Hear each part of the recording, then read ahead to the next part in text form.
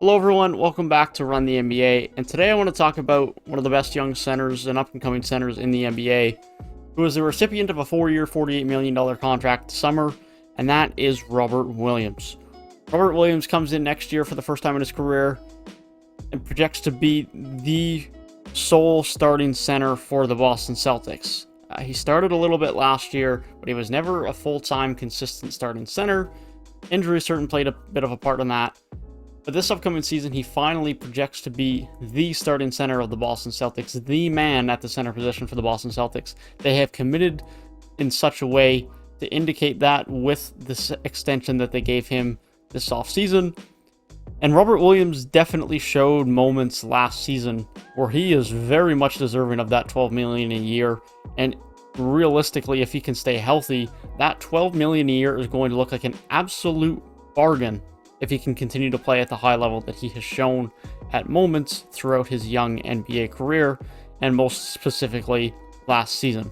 With that being said, if you guys do go on to enjoy the video, be sure to leave a like down below and subscribe to the channel if you are new. And let me know your thoughts down below on how good you think Robert Williams can be for the Boston Celtics next year and moving forward.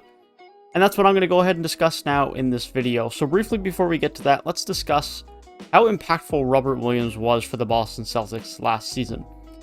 Statistically, nothing jumps off the board at you. 8 points per game, 1.8 blocks, 6.9 rebounds. But note that that is all on an average of 19 minutes per game. This is someone who definitely had some low-minute appearances due to some injuries, due to minute restrictions, due to just not being anywhere near as important part of the rotation earlier on in the season as he was later on. But when you adjust those numbers to per 36, that becomes 15 points, 3.3 blocks, and 13 rebounds.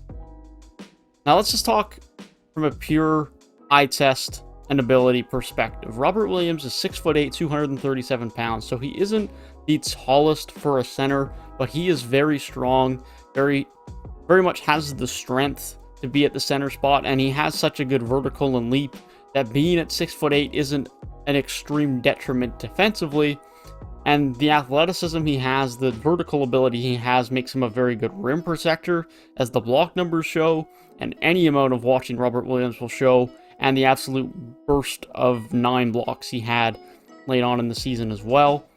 And the fact that he is so athletic, so mobile at 6'8" allows him to be very good in pick and roll defense, can switch on smaller guards, and not necessarily be someone who's you're saying, oh, he can guard 1 through 5.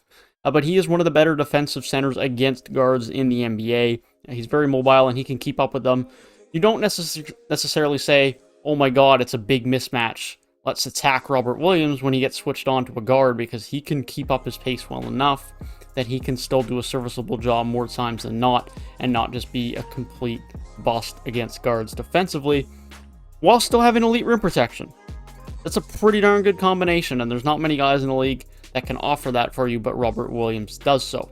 The biggest part of his game that he's just going to have to continue to improve is his offensive game, because as I mentioned, his defense is very good.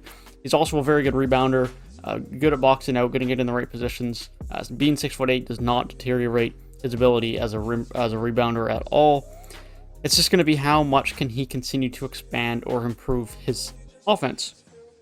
Because most of his offense right now is just alley-oops, dunks, easy finishes at the rim, offensive rebound putbacks, and that's pretty indicative of the fact that his field goal percentage in each of his 3 seasons is over 70%. He does not take very difficult shots, which is fine because he is very good in pick and roll. He can be a high flyer, he can finish at the rim, he can finish alley-oops, you name it. But if he can develop a bit more of a post arsenal or a bit of a mid-range shot and continue to improve that point of his game, which I think he can do. I don't think Robert Williams is ever going to be some great three-point shooter, but I also don't see any reason, to the little bit of offensive ability that I've seen, that he can't develop a solid mid-range shot. I don't think Robert Williams is ever going to be some elite offensive player, but I do think Robert Williams can be, and if he can stay healthy, already is an elite defensive center. And if he can get a solid offensive game around that, then Robert Williams is going to be one of the best two-way centers in the NBA. His offense is going to have to improve a lot for him to be considered an perennial all-star. But you look at comparisons, Rudy Gobert is an elite defensive guy who doesn't do much more than Robert Williams does for you on the offensive end right now. There's a multi-time all-star, right? So Robert Williams is an extremely valuable center. He's a very fun center. When they were up against the Raptors in his rookie season, when he was getting a little bit of time in the playoffs, I thought he was better then than he was some of the other centers that were on the roster. And even that can be said again last year, where he just wasn't necessarily getting the PT. But as a Raptors fan, when I was watching the Celtics play them in the playoffs, I just felt that he was a better option than what they had. And that's continued to be true. He's continued to earn his minutes. The key thing for Robert Williams just has to be health. Health, health, health. The man has continued to struggle with injuries throughout his young career.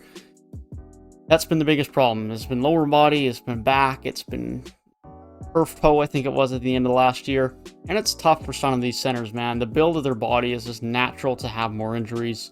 But that is the only thing restricting Robert Williams from being a great NBA center. And I really hope he can stay healthy. I really hope he can continue to improve his game and show how brilliant he is at the NBA level. And I can't wait to see Time Lord do his thing again next year with the Boston Celtics, coming in with hopefully a full clean bill of health and be able to dominate the NBA like we know he can. But with that being said, as I mentioned, let me know in the comment section what you guys think Robert Williams can do for the Boston Celtics next year and moving forward. If you did enjoy the video, be sure to leave a like down below and subscribe to the channel if you are new. It does really help the channel grow and let me know that you are enjoying the content like this.